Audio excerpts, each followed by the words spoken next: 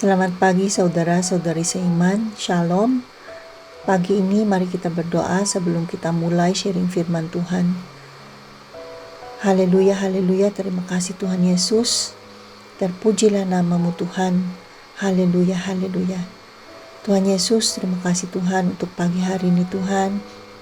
Engkau berikan kami kesempatan Tuhan untuk sekali lagi mendengar firman-Mu Tuhan pagi ini. Urapilah hamba-Mu Tuhan yang akan menyampaikan firman Tuhan, dan biarlah firman-Mu Tuhan menjadi berkat buat setiap orang yang mendengar. Kami serahkan sisa pagi hari ini ke dalam tangan Engkau Tuhan Yesus. Dalam nama Tuhan Yesus kami berdoa dan mengucap syukur. Haleluya. Amin. Pagi hari ini judul sharing dari saya adalah hati yang mau dibentuk. Kadang-kadang hal tersulit dalam hidup bukanlah mencapai sesuatu yang besar, tetapi melepaskan ego kita, mengakui saya salah atau saya lemah dalam hal ini. Secara alami kita cenderung membela diri, membenarkan tindakan kita, atau menyembunyikan kekurangan kita. Namun Tuhan mengundang kita kepada sesuatu yang jauh lebih baik, sebuah kehidupan yang bertumbuh, dipulihkan, dan diubahkan, yang dimulai dari hati yang terbuka. Dalam kitab Mazmur pasal 139 ayat 23-24 berkata, "Selidikilah aku ya Allah, dan kenallah hatiku. Ujilah aku dan kenallah pikiran-pikiranku. Lihatlah apakah jalanku serong, dan tuntunlah aku di jalan yang kekal." Ini adalah doa yang berani dan penuh kerendahan hati. Dibutuhkan keberanian untuk meminta Tuhan menyelidiki hati kita. Mengapa? Karena ketika Tuhan menyinari hidup kita, Dia tidak hanya menunjukkan kekuatan kita, tetapi juga kelemahan kita. Tuhan izinkan kita untuk melakukan keputusan-keputusan yang kurang benar.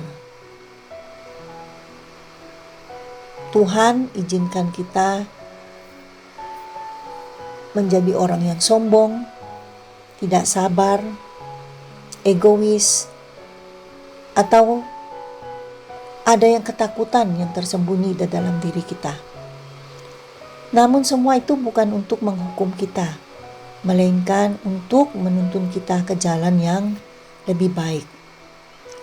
Memiliki pikiran dan hati yang terbuka berarti kita mau melihat diri kita dengan jujur. Artinya, kita berhenti berpura-pura selalu benar dan mulai berkata, "Tuhan, ajar aku, tegur aku, ubah aku." Kerendahan hati seperti ini sangat berharga di mata Tuhan. Dalam Amsal pasal 28 ayat 13 dikatakan, "Siapa menyembunyikan pelanggarannya tidak akan beruntung, tetapi siapa mengakuinya dan meninggalkannya akan disayangi." Ada janji di sini. Janji belas kasihan. Ketika kita menyembunyikan kesalahan, kita tetap terikat. Tetapi ketika kita mengakuinya, Tuhan menyambut kita dengan kasih karunia-Nya.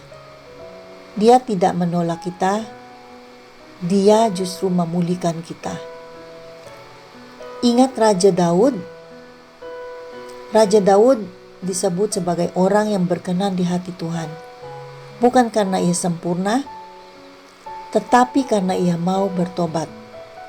Ketika dosanya ditegur, ia tidak mencari alasan-alasan. Ia merendahkan dirinya di hadapan Tuhan, dan di dalam Mazmur 51 ayat 10, ia berdoa, "Ciptakanlah hati yang bersih dalam diriku ya Allah, dan perbaharuilah batin yang teguh dalam diriku." Seharusnya Itulah sikap hati yang Tuhan kehendaki dari kita. Bukan kesempurnaan, tetapi keterbukaan. Bukan kesombongan, tetapi penyerahan diri.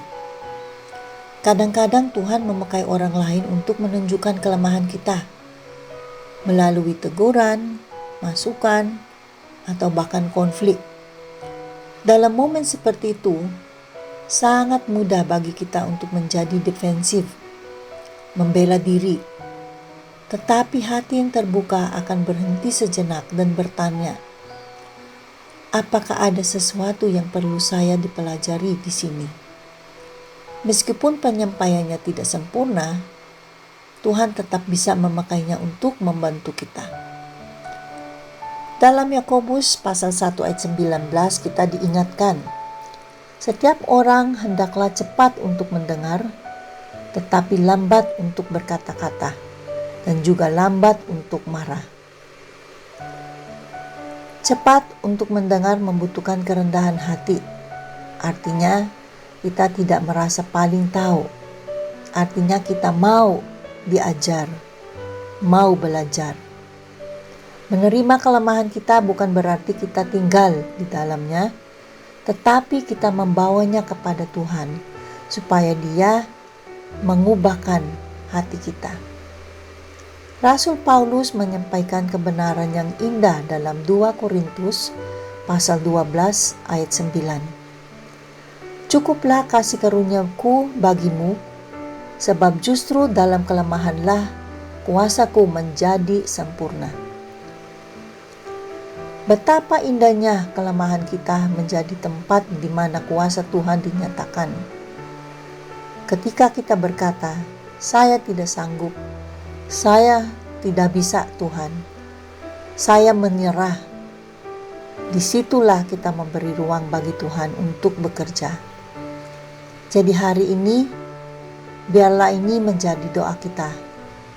Tuhan Yesus, berikan aku hati yang lembut, hati yang mau menerima.